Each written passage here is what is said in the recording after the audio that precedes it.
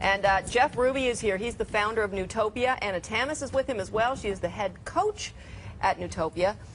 And so we've been talking about this all morning. What you guys had us do was spit in a vial because your company essentially evaluates your, or maps your genes in some sort of way, or picks out the kinds of genes that you have, and that will indicate how you should be working out and why you eat what you eat. Well, so, yes. Just maybe to back it up a second, Newtopia is really, we're a personalized health platform that's dedicated towards sustainable weight loss and healthy living. And so we design plans that are designed for you and made to last. And as part of that designing for you, we actually analyze your genetics to understand what it is that makes you unique. And what we learned actually is that all of you have different results.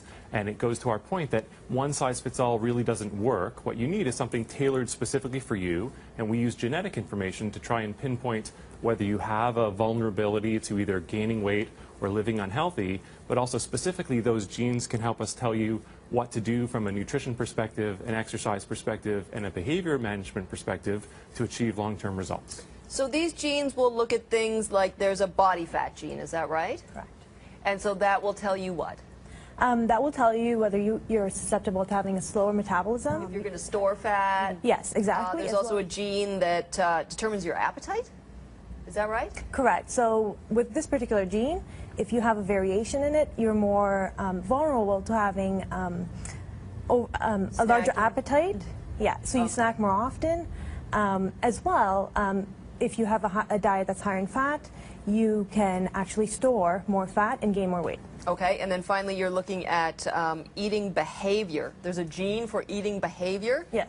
Okay, what does that tell you? Is that like a salty sweet or? Yes, so in high stress, individuals that have variations in this particular gene, they're more susceptible to overindulging in sweets and salts. So it's more the compulsive eating. I have that gene, actually, that variation. So one thing, we all have these three genes. What we're looking for is, do we have a variation in that gene that would lead us toward those kind of behaviors or body fat or appetite. So the eating behavior, I have that variation myself. I can sit in front of a big plate of food and eat the whole thing without getting a signal to stop. It's actually all about your dopamine levels.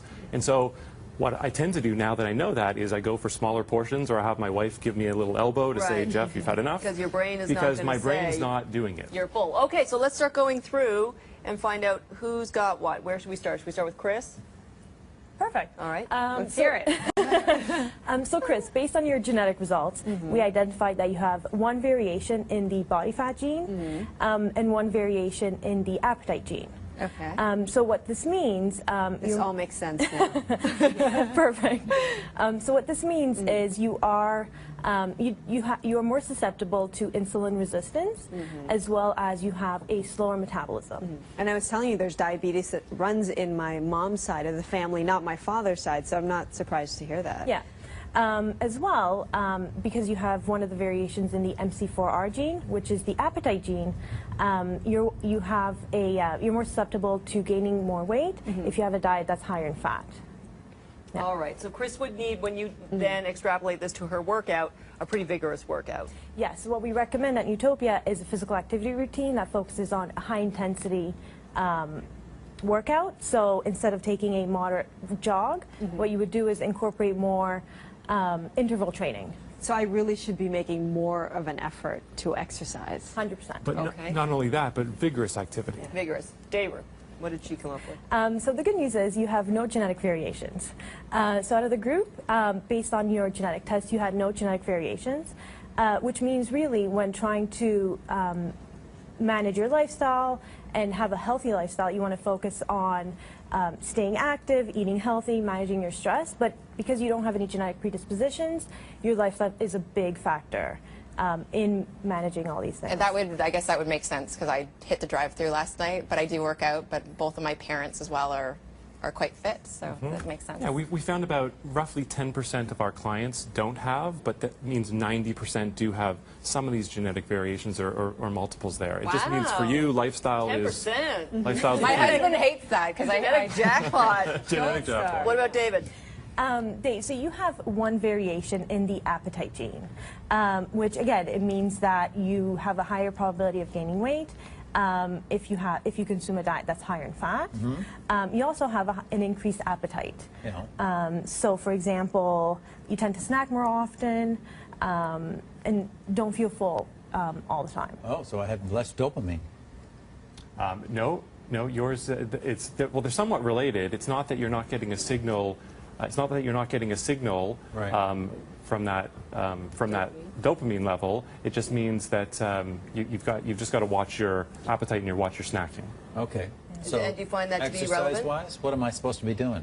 Well, exercise, as long as you increasing the intensity of your workout is not necessarily related to this particular gene, but from a diet perspective, what you want to be mindful of is your fat intake. Right. So, for example, things like a salad dressing on your salad, you always want to order it on the side, and having at least just 1 tablespoon of salad dressing instead of having the whole thing dressed. And I'm at the age now where if I eat more and more fat, it'll just go right here.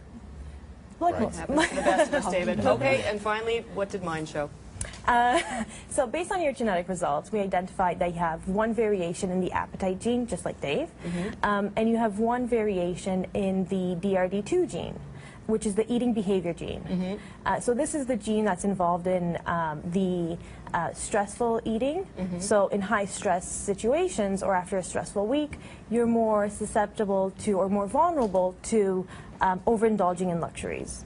Cheetos. That was chips on Fridays. Totally. Friday nights. Every Friday night, it'll be like some those. form of salty snack, and I'll have a big bag of it, and I'll say I'll have 1 bowl, and then I just walk back to the kitchen all night long till the bag is gone. Yeah. So I have to watch. So eating behavior, compulsive eating. I have to read. And then what was the other one? the appetite. Appetite, correct. So one of the things we would recommend for our clients that have the DRD2 gene is really focus on stress management. So, for example, if you know you have a stressful event coming up, always schedule something that you enjoy doing right after. It could be getting a massage, it could be like going out with your friends to help you cope with your stress so that you don't always go for a salty or sweet snack. So we really focus on But I behavioral did okay in the management. metabolism Yeah, area. you're good. Oh, shoot! when I eat that whole big bag of chips, at least I got that going for me. All right. Jeff Ruby, the founder of Newtopia, and Anna Tamas, the head coach at Newtopia. If you want more information, because there is a lot more that goes with this as well, there's just so much we could fit into 7 minutes. You can go onto our website, and we will connect you to their website. Thank you so much. Thank you. Appreciate it.